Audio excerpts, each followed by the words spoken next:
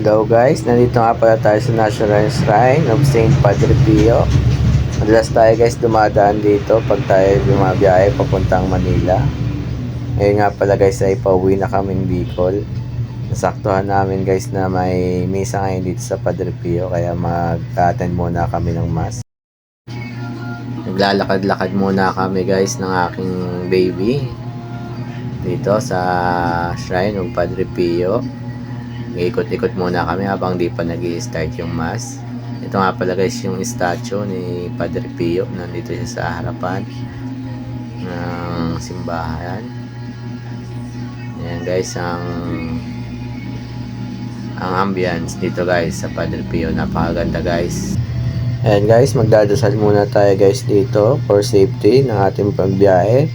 Pauwi ng Bicol ng ligtas at walang maging aberya sa ating pagbibiyahe. Thank you Lord, guide us.